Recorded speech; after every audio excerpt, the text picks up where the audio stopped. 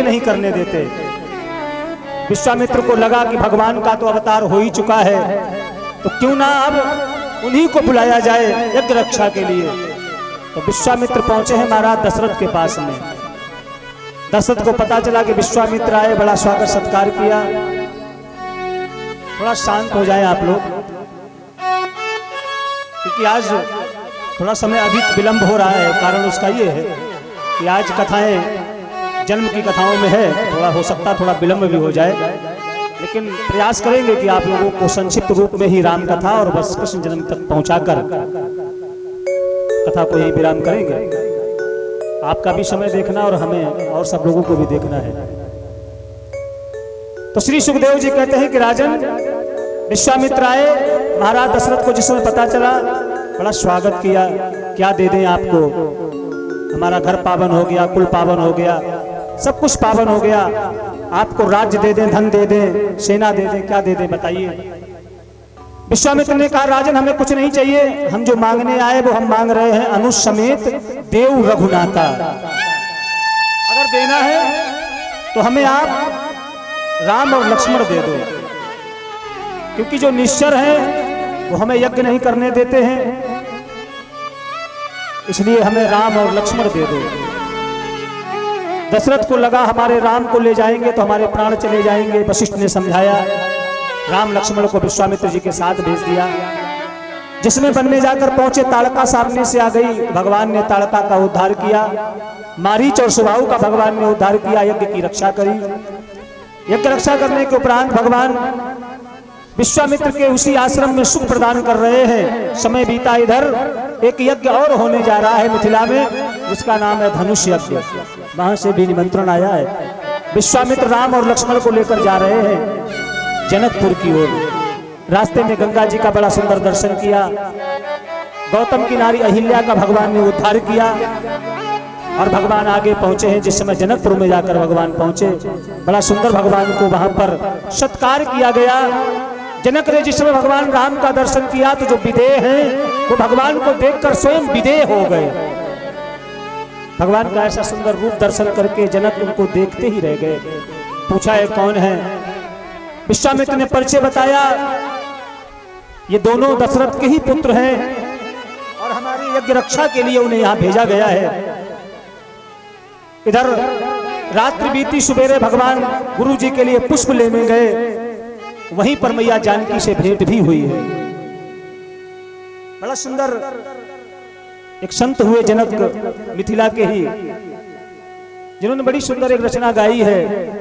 मैया जानकी जिस समय उस फुलवरिया में पहुंची है और वहीं पर प्रभु राम भी पहुंचे हैं, तो दोनों का जो प्रथम मिलन है, उस मिलन को एक बड़े अच्छे लेखक हुए प्रताप जी महाराज, उन्होंने बड़ा सुंदर उसको गाया है। कोई आया सखी फुलवरिया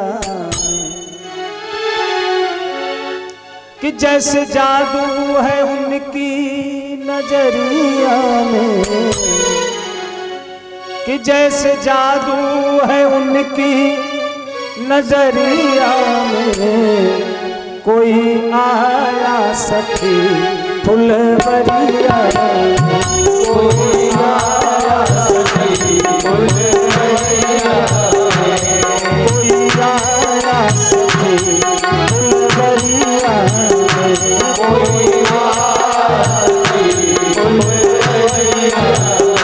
कि जैसे जादू है उनकी नजरिया, जैसे जादू है उनकी नजरिया। कोई आया सखी फुलवरिया, कोई आया सखी फुलवरिया। सखियां कह रही है, कोई सखी फुलवरिया में आया है कैसा? श्यामला एक है गोरा बदन, श्यामला एक है गोरा बदन, श्यामला एक है गोरा बदन, श्यामला एक है गोरा बदन। देख कर भी न अब तक राम मेरा मन देख कर रही अब तक भरा मेरा मन। ऐसा रूप नहीं देखा कमरिया में, ऐसा रूप नहीं देखा कमरिया में। कोई आया सखी फुलवरिया, कोई आया सखी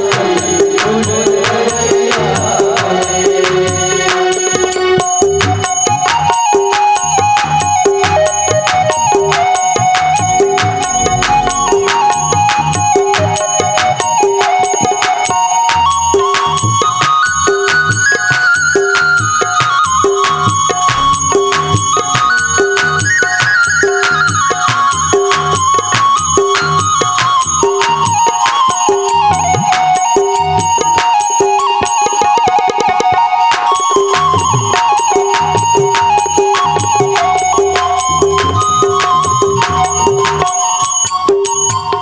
कि कोई कहता है दशरथ दुलारे, कोई कहता है दशरथ दुलारे, कोई कहता है दशरथ दुलारे, कोई कहता है दशरथ दुलारे। यज्ञ रक्षा में दुष्टों को मारे, यज्ञ रक्षा में दुष्टों रक्षा में दुष्टों को मारे हो, यज्ञ रक्षा में दुष्टों को मारे हो। तीर बांधे कस के कमरिया में, तीर बांधे कस के कमरिया में। कोई आया सखी फुलवरिया, कोई आया सखी फुलवरिया। जादू है उनकी नजरिया, कोई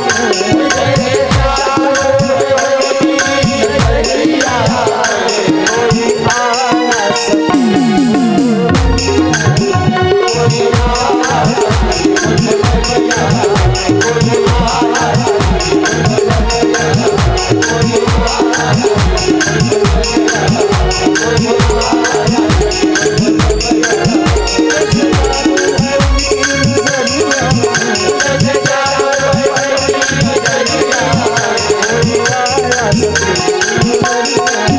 कोई आया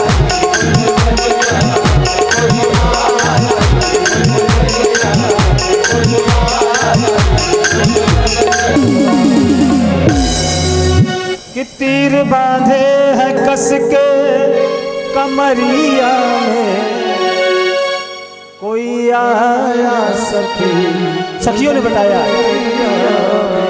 और मैया जानकी ने जाकर जिस समय भगवान का दर्शन किया और भगवान ने भी जानकी का दर्शन किया। इधर जिस समय रंगभूमि में ले जाकर सारे राजा बैठे हुए हैं, गुरु विश्वामित्र भी गए, साथ में राम लक्ष्मण भी जिस समय पहुंचे और जाकर देखा है बीच में धनुष रखा है। मंदीजनों ने आकर बताया है कि इस धनुष को जो कोई भी तोड़ेगा उसी के गले में जयमाला जानकी के द्वारा पड़ेगी। अब तो जो भी राजा आए हैं वो सब खड़े होकर धनुष को तोड़ने का प्रयास करने जा रहे हैं। बाबा कहते हैं कि भूप साहस दस एक ही बारा लगे उठावन टरई ना। बड़ा समय बीत गया, किसी ने भी धनुष को जब उठा नहीं पाया, जनक के मन में बड़ी वेदना हुई, बड़ी पीड़ा हुई। लक्ष्मण को उसमें कुछ क्रोध आया। अंत में गुरु विश्वामित्र ने आदेश दिया, उठहु राम भंजो भभु चापा। जाओ। राम जी गए, जिस समय धनुष के पास पहुंचे, लेते उठावत खींचत गाड़े। भगवान ने क्या लिया, उठाया, और जो ही धनुष को भगवान ने लिया, प्रत्यंचा चढ़ाई, ते ही क्षण मध्य राम धनु तोरा। भगवान ने जो ही उसकी प्रत्यंचा को चढ़ाया और भगवान ने धनुष को जो ही खींचा, धनुष टूट गया है। जो ही धनुष टूटा, जय जयकार होने लगी है। मैया जानकी को सखियां लेकर आई हैं, हाथ में जयमाला लेकर मैया जानकी आई हैं और भगवान को पहनाने के लिए जिस समय खड़ी है सामने, लेकिन भगवान झुक नहीं रहे। सखियों ने बड़ा प्रयास किया, भगवान झुकी नहीं रहे। अंत में सबने जब कहा, लखन भैया चरणों में गिर पड़े। भगवान उनको उठाने के लिए जैसे ही झुके, सखियों ने मौका पाया और मैया जानकी ने जयमाला। सीताराम मनोहर जोड़ी, सीताराम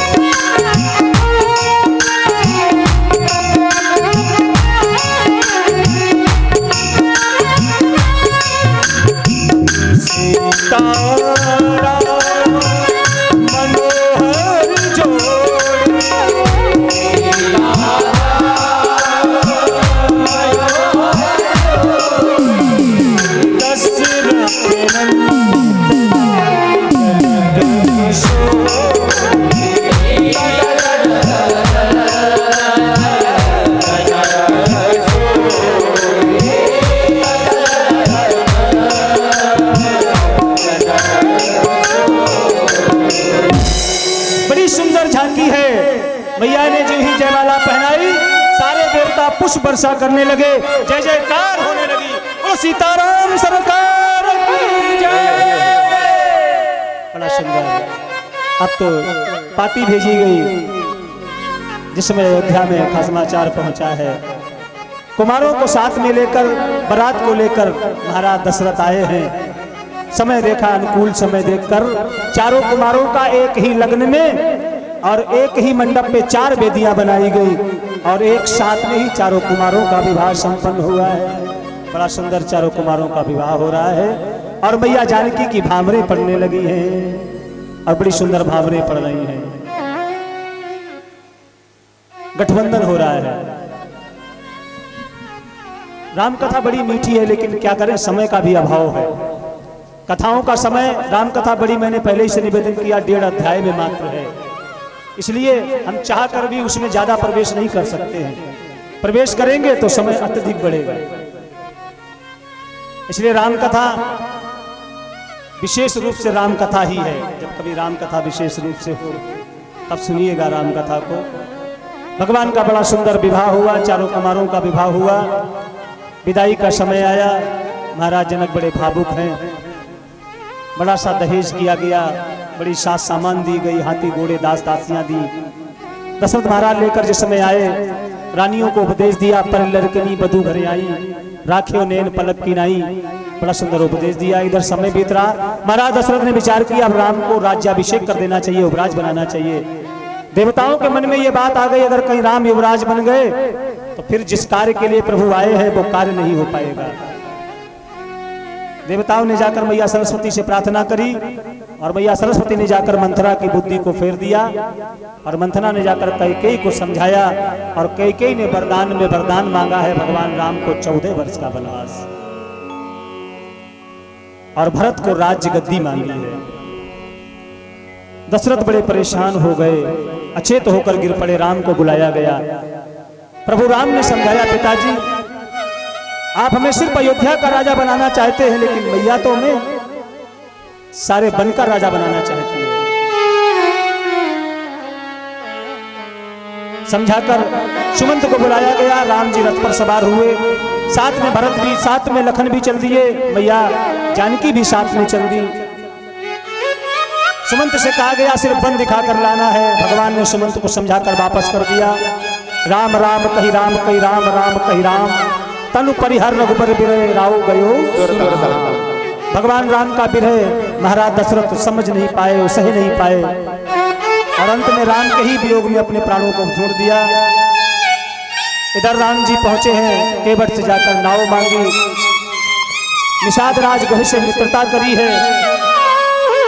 भगवान ने जाकर चित्रकूट में वास किया है। बड़ी सुंदर सुंदर कथाएं हैं, जहां पर शूर्पणखा कि नाक को लखन भैया ने छेदन कर दिया। वहीं पर खरदूषण का वध हुआ। बाद में मैया जानकी का हरण हुआ। राम रावण युद्ध हुआ और जिस युद्ध में रावण का भगवान ने वध किया और भगवान पुनः मैया जानकी को साथ में लेकर और पुष्पक विमान पर बैठकर लौटकर अयोध्या की ओर आ रहे हैं। ये राम कथा बड़ी सुंदर है और 9 दिनों में गाई जाती है। भागवत तो 7 दिन में पूरी हो सकती है, की जाती है, पूरी तो कभी नहीं हो सकती क्योंकि बड़ा विशाल ग्रंथ है। लेकिन राम कथा तो 9 दिवसीय होती है। आइए एक ही श्लोक में राम कथा को श्रवण करें। आदो राम तपोवनादिगमन हत्वा मृगा कांचनम वैदेहि हरणं जटायुमरणं सुग्रीव संभाषणं तत्पश्चाद् रावण कुंभकर्ण हननम् एतत् श्री राम। ये राम कथा पूर्ण हो गई। राम जी राजा बने। सिंहासन पर बैठकर गुरु वशिष्ठ ने तिलक किया। प्रथम तिलक वशिष्ठ मुनि कीन्हा। भगवान राज्याभिषिक्त हुए और अब तो अयोध्या में बड़ा भव्य भगवान का मंदिर बना है जहां रामलला सरकार विराज रहे हैं। और वहीं पर कनक भवन है जिसमें नित्य शाम को एक आरती होती है। आइए उस आरती को गुनगुनाएं और उसके बाद सीधा अब कृष्ण कथा में प्रवेश करेंगे और सिर्फ कृष्ण जन्म की कथा तक पहुंचाना है कथा को। आइए भगवान की जो कनक भवन में आरती होती है शाम को, बड़ा सुंदर भक्त लोग गाते हैं। क्या गाते हैं?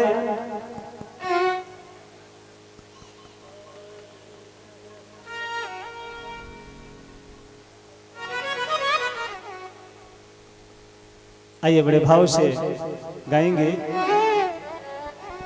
अरे कनक भवन दरवाजे पड़े रहो, कनक भवन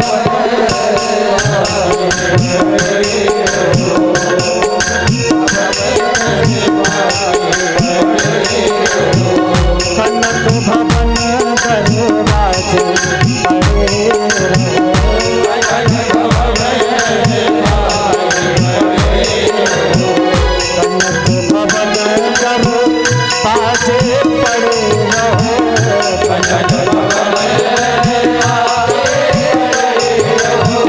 जहाँ सिया राम जी विराज,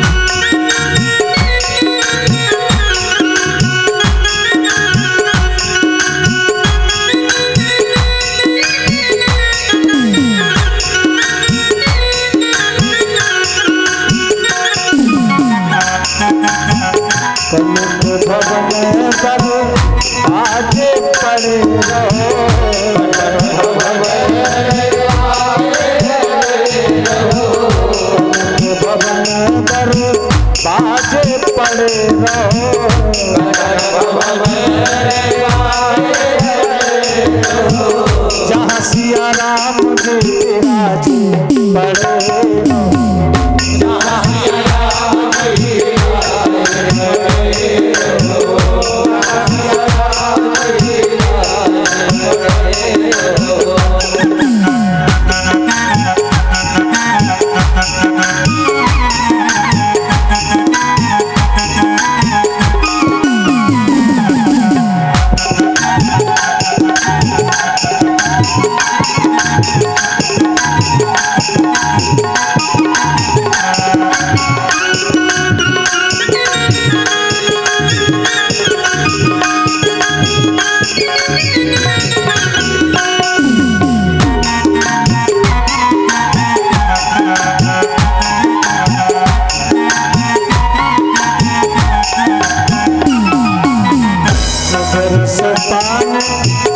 सुहावे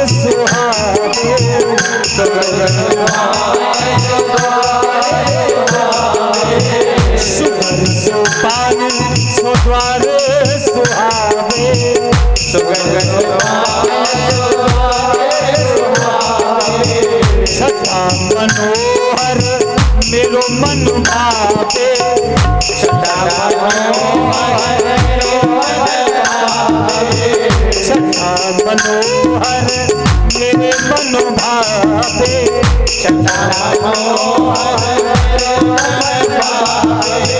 सुंदर सुषमा साजे पड़े रहो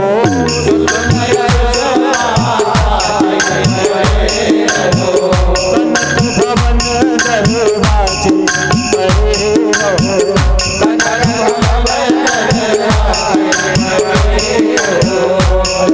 भवन दरवाजे पड़े रहो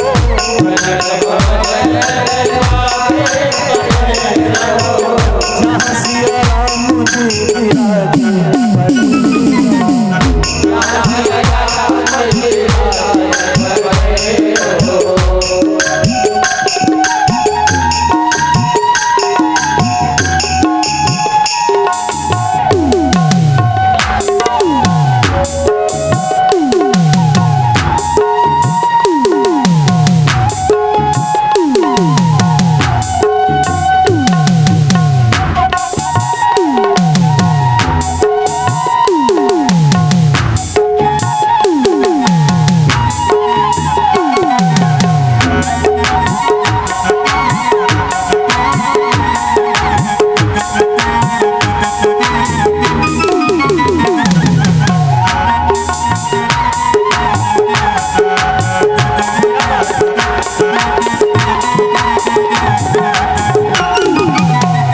अवध बिहारी सिंहासन सोहे अवध बिहारी भगवान सीताराम सिंहासन पर शोभित है। दर्शन करिए बड़ा सुंदर। अवध बिहारी सिंहासन सोहे अवध बिहारी संग सिर जनक लली जी मन मोहे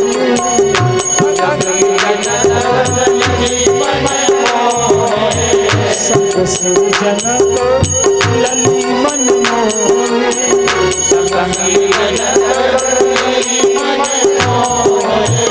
अति अनुपम छवि साजे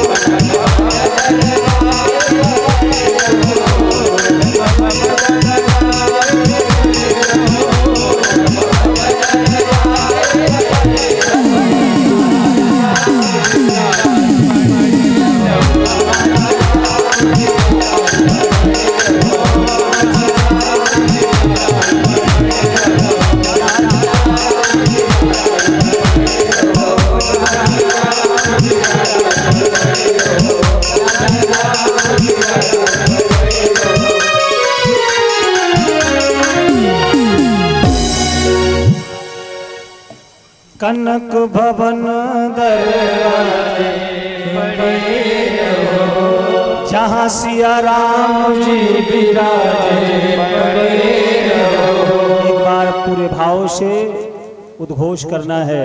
बोलो सीताराम सरकार की जय हो। अयोध्या धाम की जय हो। चारों भैया की जय हो। परम पूज्य सुखदेव जी महाराज राजा परीक्षित से कहते हैं, राजन राम कथा बड़ी मीठी है, लेकिन अब हम आपको वो कथा श्रवण कराने जा रहे हैं जिस कथा से आपका संबंध भी है। परीक्षित का संबंध जिस कथा से है वही कथा सुखदेव जी सुनाने जा रहे हैं। कहते हैं, जो भगवान कृष्ण जिन्होंने तुम्हारी गर्भ में रक्षा करी, वही कन्हैया जिस वंश में प्रकट हुआ, बड़ा पावन वंश है चंद्रवंश, और उसी चंद्रवंश की कथा हम आपको श्रवण कराने जा रहे हैं। और जो चंद्रवंश है जहां से प्रारंभ हुआ, भगवान श्री नारायण के पुत्र ब्रह्मा, ब्रह्मा के पुत्र अत्रि हुए, अत्रि के चंद्रमा, चंद्रमा के पुत्र बुध, और बुध के पुत्र विश्वामित्र हुए, और इसी वंश में चलकर आगे दुर्वसु हुए, दुष्यंत हुए, उनके पुत्र भरत हुए, रंतिदेव हुए, और इसी वंश में आगे चलकर महाराज यदु हुए, जिनकी वजह से इस वंश का नाम यदुवंश पड़ा। और उन्हीं के वंश में आगे चलकर उनके दो पुत्र हुए, एक से सूरसेन और दूसरे से अर्जन्य और पर्जन्य हुए। और जो सूरसेन हैं वो मथुरा के पास सौरी के राजा हैं, और वहीं पास में एक नगर है जिसका नाम है मथुरा। मथुरा के राजा उग्रसेन हैं, जिनकी पत्नी है पवन रेखा, जिनके गर्भ से कंस का जन्म हुआ है। दुर्मली नाम का जो राक्षस था उसकी छाया पड़ी, उस वजह से ये कंस बड़ा दुराचारी हुआ है। संतों ने कहा इस पुत्र को त्याग दो, तो महाराज उग्रसेन ने उस पुत्र को त्याग दिया, यमुना में प्रवाहित कर दिया। सूरसेन ने उस पुत्र का पालन किया। जिस समय इसको पता चला कि मेरे पिता तो उग्रसेन है, बड़ा तपस्या करे, भगवान शंकर को प्रसन्न कर लिया। भगवान शंकर ने कहा वरदान मांगो, तो कहा हम अमर हो जाएं। भगवान शंकर ने कहा अमर नहीं हो सकते, और कोई वरदान मांगो। तो हमें भगवान के अलावा कोई न मार सके ऐसा वरदान दो।